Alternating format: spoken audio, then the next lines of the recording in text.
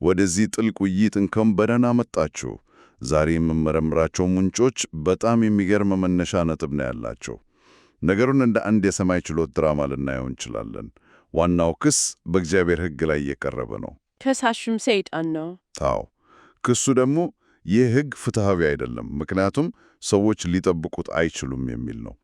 እንግዲህ ዛሬ እነዚህ ጽሑፎች ለዚህ ክስ የሚሰጡትን የመከላከያ መልስ ነው የምንፈትሸው። ሕጉ ሊፈጸም እንደሚችል ብቻ ሳይሆን ይህ አፈጻጸም እንዴት የሕይወት የሞትና የመጨረሻው ፍርድ መሰረት እንደሚሆን እናያለን። እንግዲያው እስኪ ከመጀመሪያውን ጀምር። ጽሑፎቹ ኢየሱስ ሕግንና ነቢያትን ለመሻር አልመጣውም ለመፈጸም እንጂ ካለው ንግግር ነው የሚነሱት። ይህ መፈጸም የሚለው ቃል ምን ማለት ነው? ብዙ ጊዜ ዝም ብሎ ትእዛዛቱን ከመጥበቅ ጋር እናያይዘዋለን፣ ግን እዚህ ላይ ከዚያ የጠለቀ ትርጉም ያለው ይመስላል። በጣም ትክክል ነህ። ምንጮቹ መፈጸም የሚለውን ሐሳብ የሚያዩበት መንገድ የተለየ ነው። ሕጉ ወደፊት ለሚመጣው እውነተኛ ነገር ጥላ ወይም አመላካች ነበር ይላሉ። ግን ከዚያም አንድ እርምጃ ወደፊት ይሄዳሉ። እሺ፣ የኢየሱስ ባህሪ ራሱ ሕግ ነው የሚል መከራከሪያ ያቀርባሉ። አንድ ደቂቃ ቆይ፣ ይሄ በጣም ትልቅ ሐሳብ ነው። አዎ ነው የምትይኝ ነገር ሕጉ በድንጋይ ላይ የተቀረጹት ደረቅ ሕግጋት ዝርዝር መሆኑ ቀርቶ ሕያውና ተለዋዋጭ የሆነ ባህሪ የሆነ ማለት ነው። በትክክል ሕጉ ስብዕና ለበሰ እያልሽኝ ነው? ቢዱክ ቃሉ ሥጋ ሆነ እንደሚለው ነው። የማይታየውና ረቂቅ የነበረው የእግዚአብሔር ፈቃድ በኢየሱስ ማንነት ውስጥ የሚታይና የሚዳሰስ ሆነ ማለት ነው። ገብቶኛል። ስለዚህ ሕጉን መፈጸም ማለት ዝም ብሎ ደንቦችን መከተል ሳይሆን የኢየሱስን ባህሪ መላበስ፣ እንደርሱ ማሰብና መውደድ ይሆናል ማለት ነው። እሽ፣ ይህ እንግዲህ ሁሉንም ነገር ይቀይራል። ጽሑፎቹ ኢየሱስን መንገድ፣ እውነት እና ሕይወት በማለት ይገልጹታል። ይህ ከዘላለም ሕይወት ጋር እንዴት ይገናኛል? ሕይወት እርሱ ከሆነ ከእርሱ ውጭ ያለው ነገር ሁሉ ምንድን ነው? እዚህ ላይ ነው ነጥቡ ያለው። ምንጮቹ እንደሚሉት የዘላለም ሕይወት ማለት ጊዜን መቁጠር አይደለም። ይልቁንም እውነተኛውን አምላክ እና እርሱ የላከውን ኢየሱስ ክርስቶስን በጥልቅ ማወቅ ነው። ኢየሱስ የፍጡራን የመኖር ምክንያትና ዓላማ ነው ይላሉ። ስለዚህ ለእርሱ መኖር ማለት ትርጉም ያለው ሕይወት መኖር ነው። አዎ፣ ከእርሱ ውጪ መሆን ደግሞ ትርጉም አልባ መሆን ነው። ይህ ማለት ምርጫው በጣም ግልጽ ነው ያለው ነው። ወይ ከእርሱ ጋር ሕይወት ወይም ከእርሱ ውጪ ባዶነት። ባዶነት ብቻ ሳይሆን ፍርድም ጭምር። ጽሑፎቹ በዚህ ጉዳይ ላይ ምንም አያቅማሙም። ለእርሱ የሚታዘዙ ፍጡራን ብቻ በእርሱ ዘንድ ዋጋ አላቸውና ለዘላለም የሚኖሩ ናቸው። የተቀሩት ደግሞ ዋጋ ቢስ ተደረገው ወደ እሳት ባህር ይጣላሉ ይላሉ። ስለዚህ ኢየሱስ ሕይወት ብቻ ሳይሆን ፍጡራን በሕይወት ሊኖሩ የሚችሉበት ብቸኛ መንገድ መሆኑን ያሰምሩበታል። እሺ፣ እንግዲህ ሕጉ ሕያው ባህሪ ነው ካልን እና ሕይወትም ከዚህ ባህሪ ጋር የተቆራኘ ከሆነ ይህንን በተግባር የሚገለጽበት መንገድ ያስፈልጋል። ይህም ወደ ኪዳን ጽንሰ ሐሳብ ይወስደን ይመስለኛል። ይሄ ሕያው ሕግ እንዴት ወደ ተጨባጭ ስምምነት ይለወጣል? አዎ፣ ግንኙነት ወሳኝ ነው። ምንጮቹ እንደሚሉት የመጀመሪያው ኪዳን በሙሴ በኩል የተደረገው በድንጋይ ላይ በተጻፈ ሕግ በእንስሳት ደም ላይ የተመሰረተ ነበር። ሕዝቡም የተጻፈውን ሁሉ እናደርጋለን ብለው ነበር አይደል? ብለው ነበረ። ነገር ግን ያንን ኪዳን ደጋግመው አፈረሱ። ስለዚህ እግዚአብሔር በነቢያቱ በኩል አዲስ ኪዳን እንደሚያደርግ ቃል ገብቶ ነበር። ያ አዲስ ኪዳን በምን ይለያያል? በድንጋይ ላይ ከመጻፍ ይልቅ የተሻለ ዘዴ ተገኘ። ልዩነቱ መሰረታዊ ነው። አዲሱ ኪዳን በኢየሱስ ደም የተመሰረተ ነው። ከሁሉም በላይ ደግሞ ሕጉ ከእንግዲህ በውጫዊ ነገር ላይ ሳይሆን በሰዎች አእምሮና ልብ ላይ እንደሚጻፍ ይገልጻሉ። ወደ ውስጣዊ መርህነት ይቀየራል ማለት ነው። በትክክል ከውጫዊ ተገዥነት ወደ ማንነት ይለወጣል ማለት ነው። በልብ ላይ መጻፍ የሚለው ሐሳብ ጥሩ ቢመስልም በጣም ግላዊና ወሰን የሌለው ሊሆን ይችላል። ታዲያ የዚህ ስምምነት ተጨባጭ አንቀጾች ምንድን ናቸው? ምንጮቹ እንደሚሉት ስምምነቱ ባለ ሁለት አቅጣጫ ነው። በአንድ በኩል ሰዎች የፍቅርን ትእዛዝ ለመጠበቅ ቃል ይገባሉ። በሌላ በኩል ኢየሱስ የኃጢአታቸውን ዋጋ እንደሚከፍልላቸው ቃል ይገባል። በቃ ስምምነቱ ይሄ ነው። አዎ። ስለዚህ በኢየሱስ ማመን ማለት ይህንን ኪዳን መቀበል ነው። በደሙም አማካኝነት የኃጢአት ይቅርታ ማግኘት እና ከሚመጣው ፍርድ መዳን ብቸኛው መንገድ ይህ ነው ይላሉ። እሺ፣ ኪዳን ካለ ደግሞ ኪዳኑን ማፍረስ አለ። ይህ ደግሞ በቀጥታ ወደ ፍርድ ቀን ይወስደናል። በትክክል አንድ ስምምነት ከተጣሰ ስለሚኖረው ውጤት ጽሑፎቹ ምን ይላሉ? ወደ ፍርዱ ቀን ነው የምንመጣው። ጽሑፎቹ የነጩ ዙፋን ታላቅ ፍርድ ብለው ይጠሩታል። በዚያን ጊዜ የሁሉንም ሰው ሕይወትና ሥራ እንደሚገለጥ ይናገራሉ። እዚህ ላይ ነው ነገሩ በጣም የሚገርመው። ፍርዱ የሚመሰረትበት መመዘኛ እምነት ብቻ አይደለም። አምናለሁ ማለት ብቻ በቂ አይደለም ያልሽኝ ነው? በፍጹም በቂ አይደለም። ጽሑፎቹ የምንሉት ፍርዱ በዋናነት በድርጊት ላይ የተመሰረተ ይሆናል። በተግባር? አዎ፣ እምነት በቃል ብቻ ሳይሆን በተግባር መረጋገጥ አለበት ይላሉ። አንድ ሰው ከመሲሁ ጋር የገባውን የፍቅር ኪዳን በእርግጥ ጠብቆ እንደኖረ ወይስ ኪዳኑን ጥሶ ሌሎችን እየበደለ እንደኖረ የሚታየው በሕይወቱ ፍሬ ነው ማለት ነው? በዲዩቅ በሕይወቱ ፍሬ። ለምንድን ነው ፍርዱ ይህን ያህል በተግባር ላይ ያተኮረው? ልብን የሚያይ አምላክ ለምን በውጫዊ ድርጊት ላይ መፍረድ አስፈለገው? ያው ምንጮቹ ለዚህ የሚሰጡት ምክንያት የፍርዱን ፍትሐዊነት ለሁሉም ግልጽ ለማድረግ ነው። እንዴት ማለቴ? እኛ የሌላውን ሰው ልብ ማየት አንችልም አደየም? አንችልም። ስለዚህ ፍርዱ በማያሻማና ሁሉም ሊቀበለው በሚችል ማስረጃ ላይ ይመሰረታል።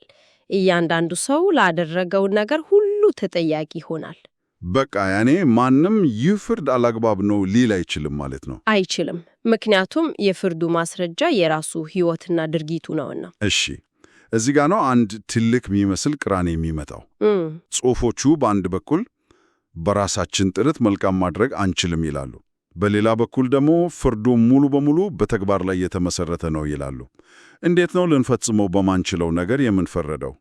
ይህ እኮ ወደ መጀመሪያው የሰይጣን ክስ ይመልሰናል። ሕጉ ኢፍትሐዊ ነው ወደሚለው በጣም ወሳኝ ጥያቄ ነው። ይህንን ቅራኔ መፍታት የመልእክቱን ዋና ሐሳብ ለመረዳት ቁልፍ ነው። መልሱም የመንፈስ ቅዱስ ሚና ላይ ነው ይላሉ። የመንፈስ ቅዱስ ሚና? አዎ፣ ምንጮቹ እንደሚሉት መልካም ሥራ መስራትም ሆነ መልካም ልብ መያዝ የሚቻለው በግል ጥረት ሳይሆን በመንፈስ ቅዱስ መሪነትና እርሱ የሚሰጠው የእግዚአብሔር ፍቅር ብቻ ነው። ስለዚህ በፍርድ ቀን የሚገለጠው የኛ የግል ጥረት ውጤት ሳይሆን ለመንፈስ ቅዱስ አመራር ምን ያህል እጃችንን ሰጠን ነበር የሚለው ነው። በትክክል። በፍርድ ቀን የሚገለጠው ቁልፍ ነገር አንድ ሰው ለመንፈስ ቅዱስ እየታዘዘ ኖሯል ወይስ አልኖረም የሚለው ነው። እዚህ ላይ ነው የሞት ሕግና የሕይወት ሕግ የሚሉት ሐሳቦች የሚገቡት። እሺ፣ እስኪ እነዚህን ቃላት በደንብ እናብራራቸው። የሞት ሕግ ስንል ማለታችን ነው? ያው በራሳችን ጥረት ሕጉን ለመጠበቅ ስንሞክር ሁሌም ወደቃችንና ውጤቱም ሞት መሆኑ ነው። የሰው ልጅ ተፈጥሯዊ ዝንባሌ ማለት እንችላለን። የሕይወት ሕግ ደግሞ በአዲሱ ኪዳን አማካኝነት ወደ አማኞች የሚመጣው የመንፈስ ቅዱስ ኃይል ነው። ይህ ኃይል ያንን የውድቀት አዙሪት በመስበር ትእዛዛቱን ለመጠበቅ የሚያስችል ውስጣዊ ብርታት ይሰጣል ይላሉ። ስለዚህ መልካም ሥራ የሰው ጥረት ሳይሆን የመንፈስ ፍሬ ይሆናል ማለት ነው። ብድቅ። እንግዲህ ወደ መጀመሪያው የችሎት ድራማችን እንመለስ። ሰይጣን ሕጉ ሊጠበቅ አይችልም፣ ስለዚህ ኢፍትሐዊ ነው ብሎ ከሷል። የመከላከያ ወገን ደግሞ አይ በመንፈስ ቅዱስ ኃይል ሊጠበቅ ይችላል እያለ ነው። ይህንን ክርክር ለመዝጋት ተጨባጭ ማስረጃ ያስፈልጋል። ጽሑፎቹ ይህ ማስረጃ እንዴት እንደቀረበ ይናገራሉ። አዎ፣ ክርክሩን የሚዘጋ ሁለት ዋና ዋና ማረጋገጫዎችን ያቀርባሉ። አንደኛ፣ መሲሁ ራሱ ሰው ሆኖ ያለ ኃጢአት በመኖር እና ትእዛዛቱን ፍጹም በሆነ መልኩ በመጠበቅ በተግባር አሳይቷል። አዎ፣ ትእዛዙ በሰው ልጆች ሊጠበቅ እንደሚችል በተግባር አሳይቷል።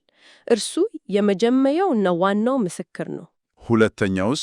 ሁለተኛው ማስረጃ ቅዱሳን ናቸው። እነርሱ በመንፈስ ቅዱስ ኃይል ትእዛዛቱን እስከ ሞት ድረስ በመጠበቅ የትእዛዙ እውነትነትና ሊጠበቅ የሚችል መሆኑን ያረጋግጣሉ ይላሉ። በቃ ይህ የሁለትዮሽ ማረጋገጫ የሰይጣንን ክስ መሰረተ ቢስ ያደርገዋል ማለት ነው። አዎ፣ ትእዛዙ የፍርድ መስፈርት ሆኖ እንዲጸና ያደርገዋል። ፍርዱ ፍትሐዊ መሆኑን ያረጋግጣል ማለት ነው። በመጨረሻም ይህ ሁሉ ነገር ወደ ሁለት ዋና ዋና ትእዛዛት ይጠቀለላል ይላሉ። እግዚአብሔርን መውደድ እና ባልንጀራን መውደድ። ነገር ግን ጽሑፎቹ ለእነዚህ ትእዛዛት የሚሰጡት ትርጓሜ በጣም ያልተለመደ።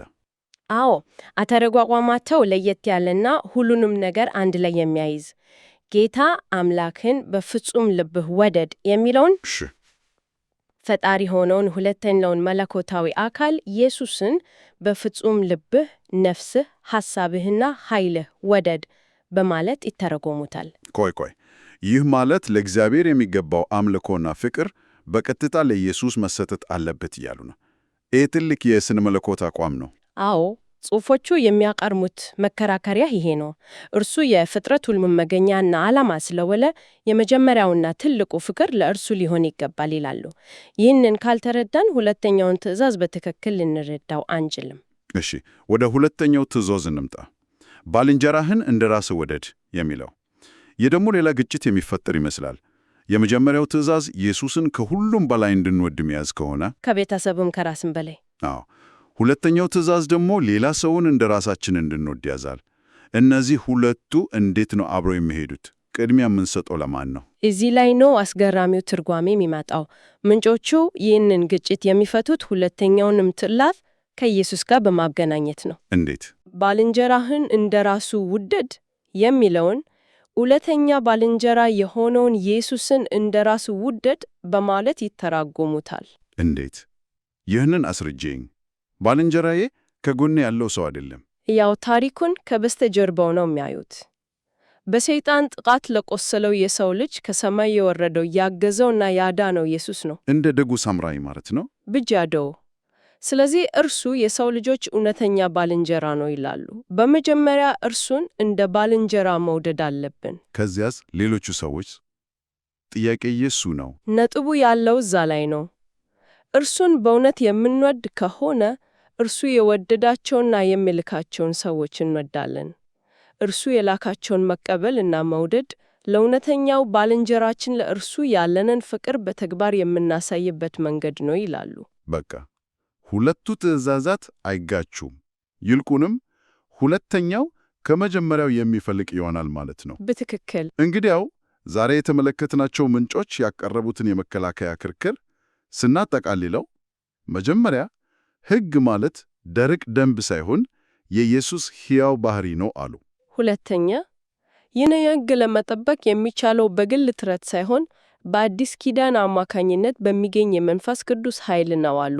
በመጨረሻም የመጨረሻው ፍርድ የሚመሰረተው ይህንን ኪዳን በተግባር በመጠበቅ ላይ ሲሆን የኪዳኑ ዋና ይዘት ደግሞ ኢየሱስን ከሁሉም በላይና እንደ እውነተኛ ባልንጀራ መውደድ ነው።